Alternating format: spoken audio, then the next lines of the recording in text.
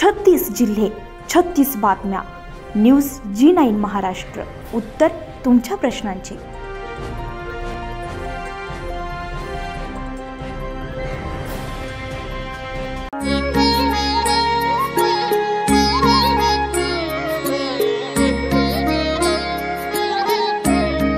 दत्त जयंती निमित्त गंगापूर तालुक्यातील मालुंजा येथील श्री दत्त संस्थानच्या वतीने आणि गावकऱ्यांच्या सहकार्याने गेल्या अनेक वर्षांच्या परंपरेनुसार या ठिकाणी 8 दिवसांचं सप्ताहाचं आयोजन मोठ्या उत्साहात साजरं करण्यात येतं, असे संस्थाचे मठाधिपती हरिभक्तपरायण लक्ष्मण गिरीजी महाराज यांनी यावेळी सांगितले।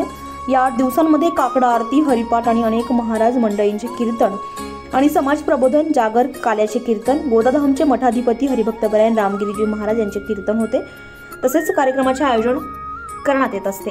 संस्थेचे अध्यक्ष शेषराव पाटील साळुंखे यांनी आयोजनातील कार्यक्रमाबद्दल पूर्ण माहिती दिली आहे। या सप्ताहाच्या सांगताच्या दिवशी शिवना नदीकाठी मोठ्या प्रमाणात यात्रा भरते आणि दर्शनासाठी गंगापूर, वैजापूर तालुक्यातून मोठ्या संख्येने भाविक येत असतात, असे या संस्थांतर्फे सांगण्यात आले।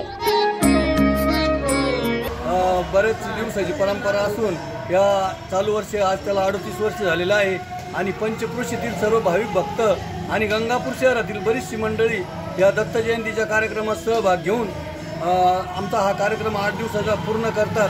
8 दिवस कीर्तन, पारायण, भागवत कथा, असे काकडा, हरिपाठ असे अनेक कार्यक्रमाच्या माध्यमातून आम्ही जनजागृती व देवाची सेवा करतो।